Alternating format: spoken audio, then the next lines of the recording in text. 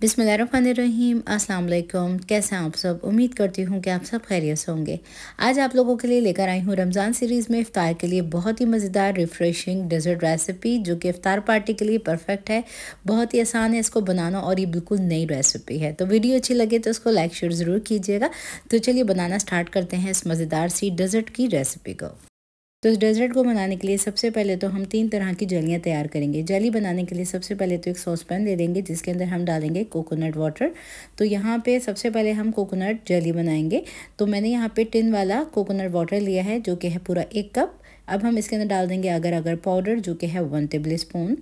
ये मैंने पूरा 1 सैशे डाल दिया है इसके अंदर। इसको डाल के अच्छी तरीके से मिक्स कर लेंगे। ये हलाल अगर अगर पाउडर है जो कि ईज़िली मिल जाता है आपको मार्केट में। अब इस पाउडर को डाल लेने के बाद खूब अच्छी तरीके से मैंने मिक्स कर लिया है और तकरीबन हमने इसको 5 मिनट के लिए पकाना है। तो देखें एक बॉयल आ गया है तो इसको हम निकाल लेते हैं एक डिश के अंदर।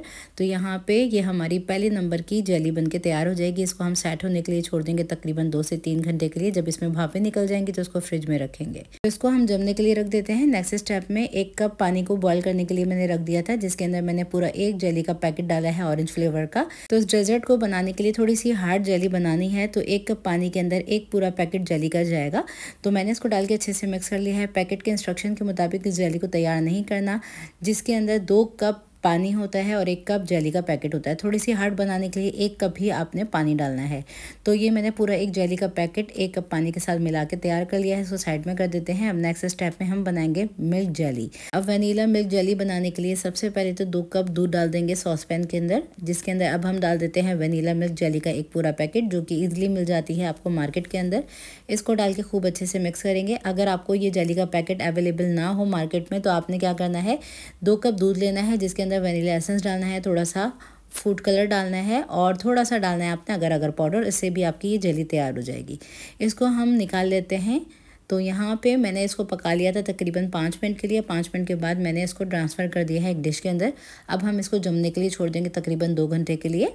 जब तक ये जेली जमती है आ जाते हैं नेक्स्ट स्टेप की तरफ। नेक्स्ट स्टेप में मैंने यहाँ पे योगर्ट ले लिया है। ये स्वीट योगर्ट है जो कि ईज़िली आपको मिल जाता है। नॉर्मल अगर आपके घर में जो दही हो ना उसका भी आप इस्तेमाल कर सकते हैं।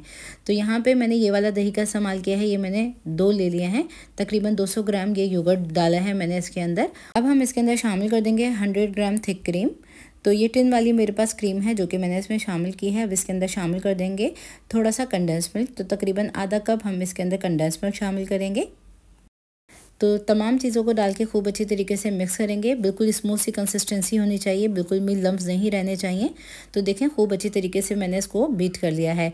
अब आ जाते हैं नेक्स्ट स्टेप की तरफ। नेक्स्ट स्टेप में मैंने यहाँ पे एप्रीकोट ले लिया है। जूस समेत जो होता है टिन वाला, ये आपको सालों साल मिल जाता है हर जगह। तो इस टिन के अंदर थोड़ा सा जूस होता है, ये भी मैं इस्तेमाल कर रही हूँ। और इसके अंदर ये जो एप्रीकोट है ना, इसको हम काट के डाल देंगे। तो ये जूस डाल देने के बाद इसको अच्छे से मिक्स कर लेंगे तो इसकी कंसिस्टेंसी थोड़ी सी थिन हो जाएगी। तो ये मिक्सचर हमारा रेडी हो चुका है। अब दूसरी तरफ हमने ये जो जेली ली थी इसको मैंने जमा लिया है अच्छी तरीके से। ये सेट हो चुकी है।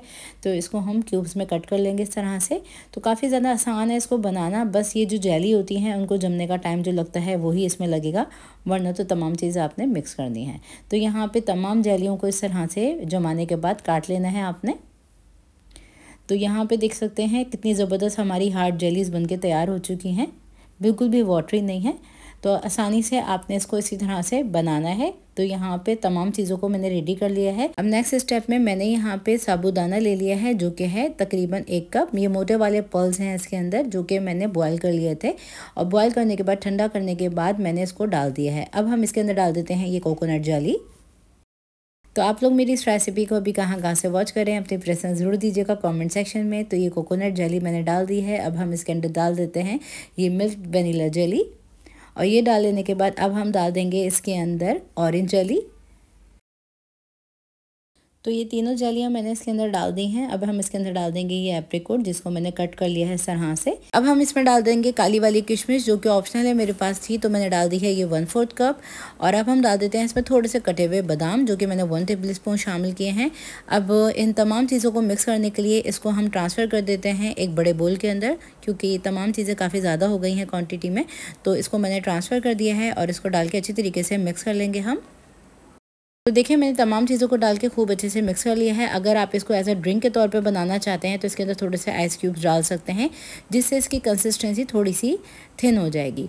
तो मैंने इसके अंदर थोड़े से पिस्ते डाल दिए हैं और इसको ठंडा करने के बाद आप सर्व कीजिए। निहायत ही लजीज रेसिपी है, ज़रूर ट्राई कीजिएगा। आप जब इसको इफ्तार पार्टी में बनाएंगे ना तो आपसे हर कोई ज़रूर ये पूछेगा कि आपने इसमें डाला क्या क्या है। तो ज़रूर ट्राई कीजिए, बनाइए, इसको एंजॉय कीजिए। मज़ीद रेसिपीज़ जानने के लिए मेरे चैनल को ज़रूर से कर लीजिएगा सब्सक्राइब। तो फिर मुलाकात होती है एक और नई रेसिपी वीडियो के साथ। जब तक के लिए अपना बहुत ज़्यादा ख्याल रखिएगा। अल्लाह हाफिज़।